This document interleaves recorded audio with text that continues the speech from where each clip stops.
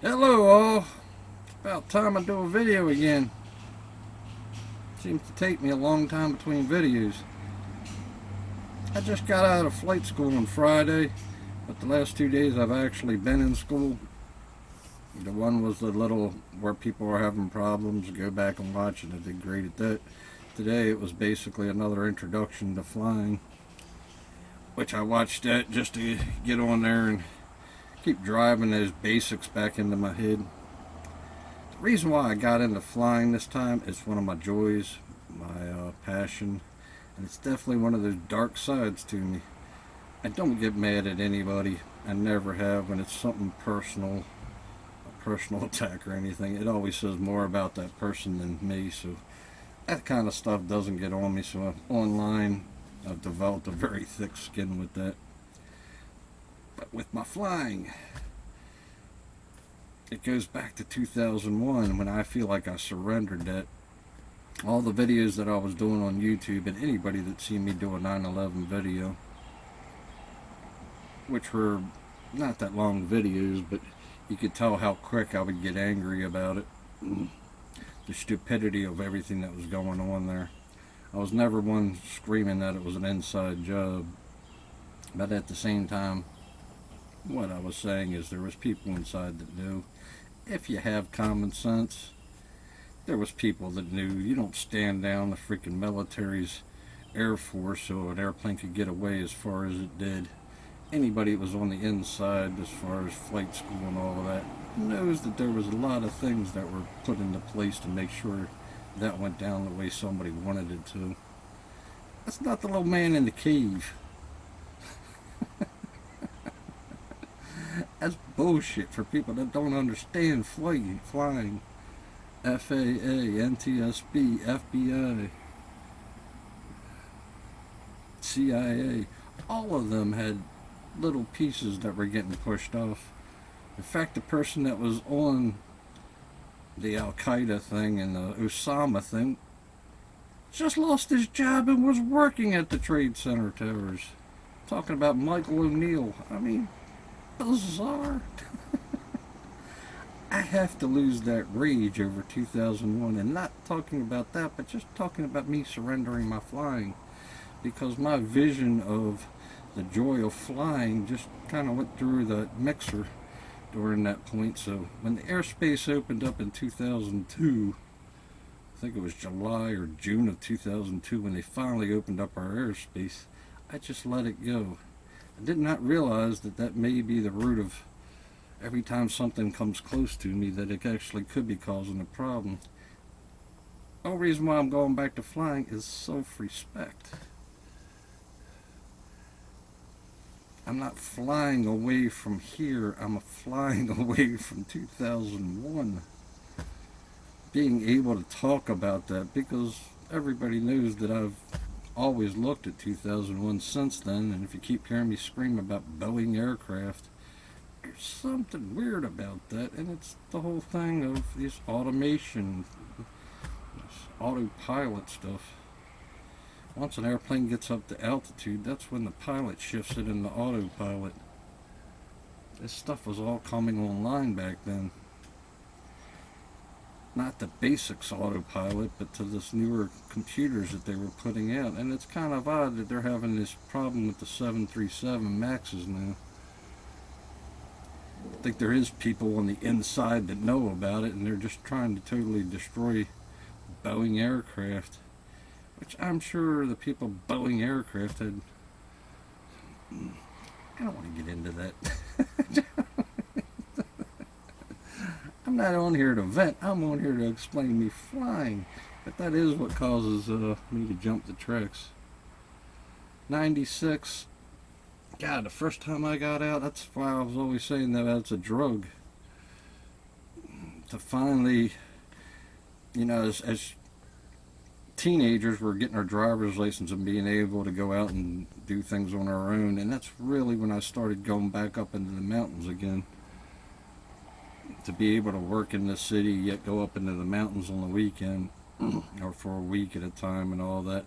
It's that level of being able to escape. With 96, it got to the point where I could, with all the connections that I had online back then, start going to these other countries and meeting those people.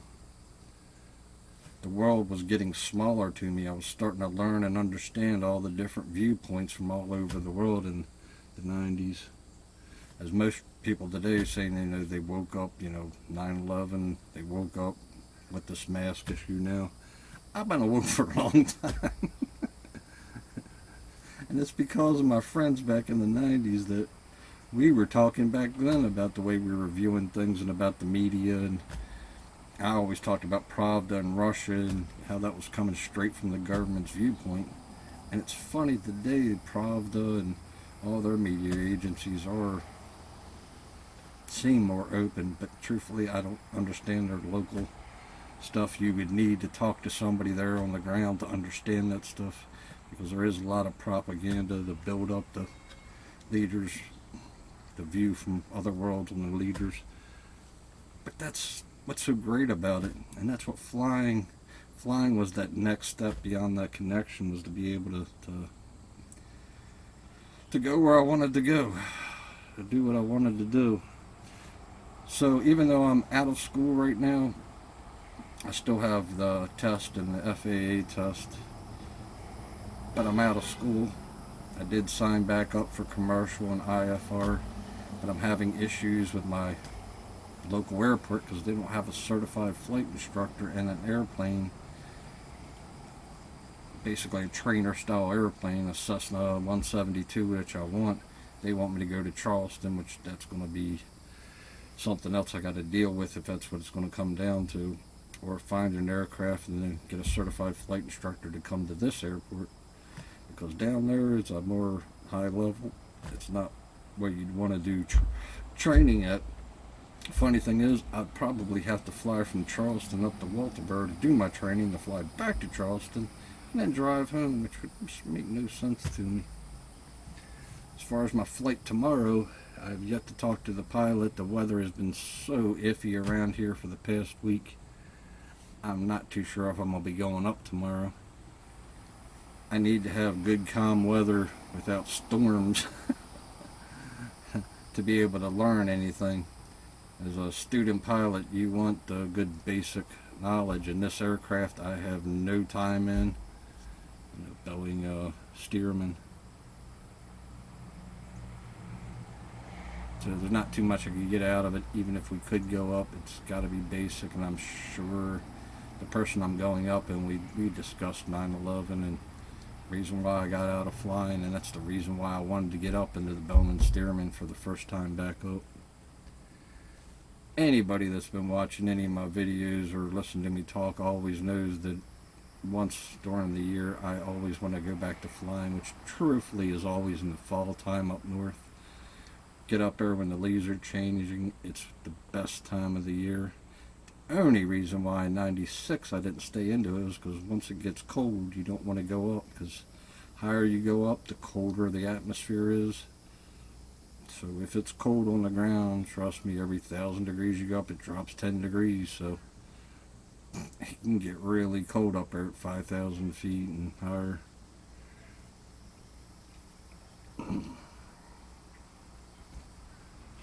I should have stayed in it, which I actually did, because 96 led to me at 98, or maybe 97, but I think it was 98 when I came down here. I was flying down here. Should have stayed in it then. 2001, I went back into flight school again to learn everything from 2006, to make sure I was up on it and go through the tests again. I went through the test and all that, but with 9/11 it just threw me off. At that point I was actually committed to staying into it and even becoming a certified flight instructor. But anyway, everybody got me to look at my dark side, and that was the only thing that really jumped out at me, because I never get mad at anything. But I do become a freak show when it comes to somebody that I care about. I don't want to be a freak show. It's not good for that person, which I understand the boundaries. They are needed. Took some time to get that into my head. But I'm not so, the way that everybody was saying it needs to happen is me get romantic on it behind the wall. It's just not going to happen. If they feel unsafe, then their wall can stand. If they feel that things have changed, they can take that wall down. I'm not going to go back to the way I was. But at the same time, I'm hearing it from everybody else. It's not from them.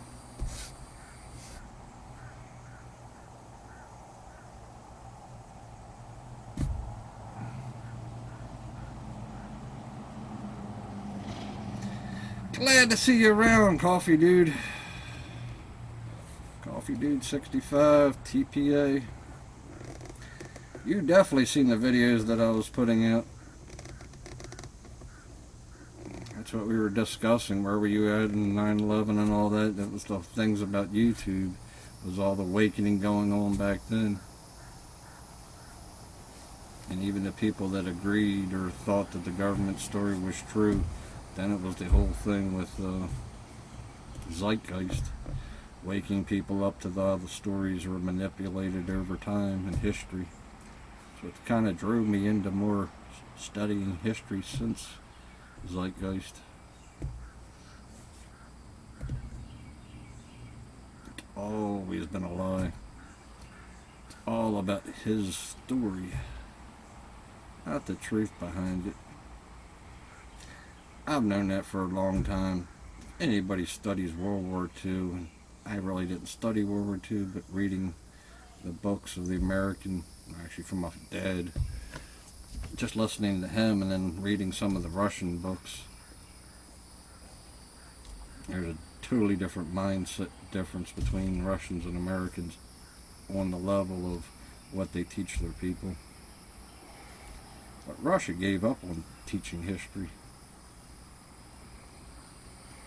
because they can't explain their past. And what I mean by is the czars and all that, and then USSR, and then getting back into freedom, they can't, the complexities of that, to have a 1,000-year government under the czars, and then all that to fold, and the bureaucracy, you can't explain it because both sides want to come out looking good. So it's best not to deal with it. I'm sure they've gone back to teaching history, and that's, you know, that'd be one of the things for the UN to get involved with, is the honest truth about the stories of all these countries' formations. And they don't touch that. It's not important to them. They're after the International Monetary Fund, the World Health Organization. That's not what the countries are actually asking for. It's all about control, control, control. UN probably had a good purpose when it was founded. Of course, that's where the first mistake was made with Israel, forcing it on the Palestinians. I don't see UN standing for peace at all, or helping anything. They hinder stuff. They drain countries. They force them to the IMF. And when it comes down to laying the law, they've condemned almost every one of our presidents. Almost every one of them. I know back to the first Bush, they were all condemned for their actions. But did they do nothing? Or do anything? No, they can't. They put it up to the World Court, and we don't recognize the World Court on these cases. Yet we'll scream and holler how great they are when it's condemning other world leaders. It's hilarious the way the news media will highlight the ones we're condemning, but when it comes to our own country, news media goes quiet, because who do they get their licenses from? The government. So on that level, there's already a gag order, you might as well say, imposed. Because if you speak up, they're going to pull your license. Even if you just look at it that way. Are they working for them? They sure seem to be. AP press. American propaganda system. Whole mask thing. Still don't make sense with me.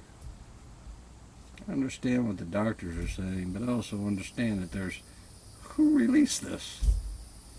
It's a proven fact. This ain't coming straight from nature. This ain't no freaking bitter person kind of crap.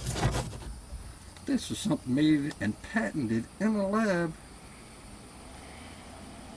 previous to this whole thing. That's why it's COVID-19, not COVID-20. Anyway, I just came on here to talk about flying. I didn't want to get off on all this other stuff. I've had nothing but issues with this camera. I got work to do on this truck to get it closed up and get it ready for tomorrow for work.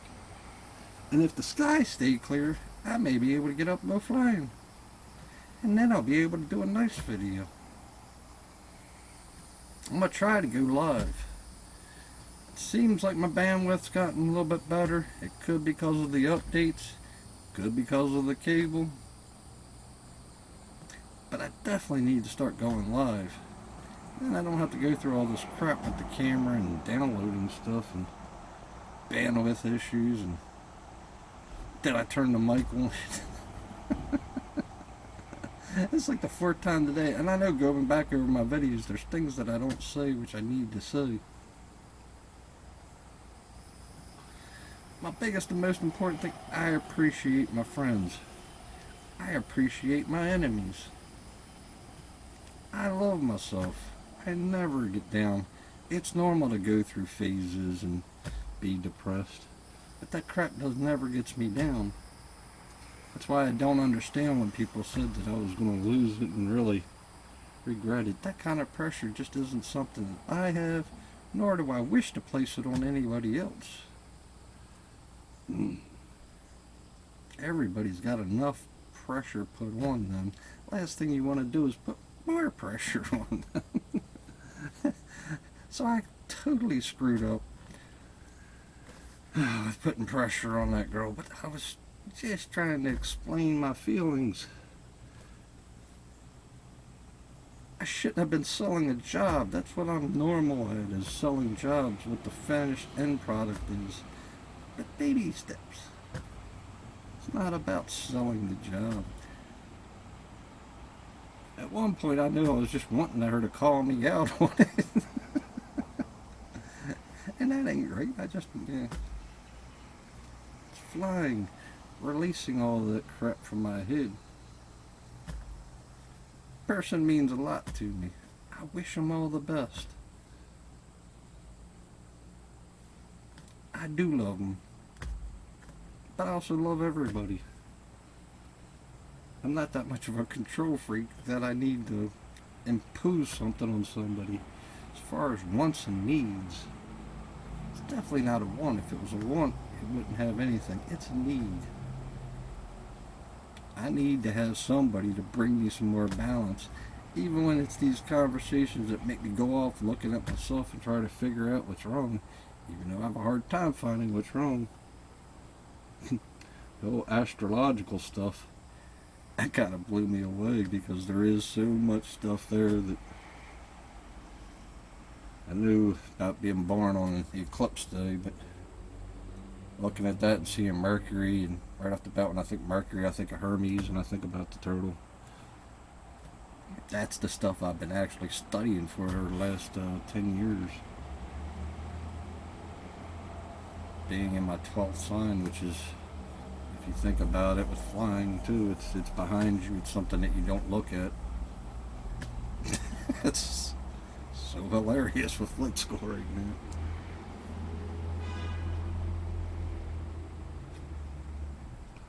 That my 6.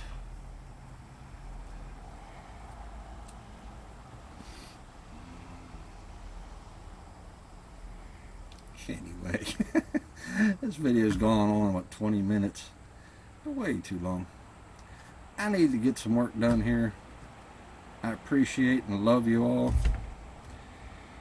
And I'll start doing more videos, hopefully going live really soon. I'm not going to say when, but probably from my my little work area inside there. I've tried to do videos before in there, but those little cats, they may drive me nuts more than they drive me nuts now.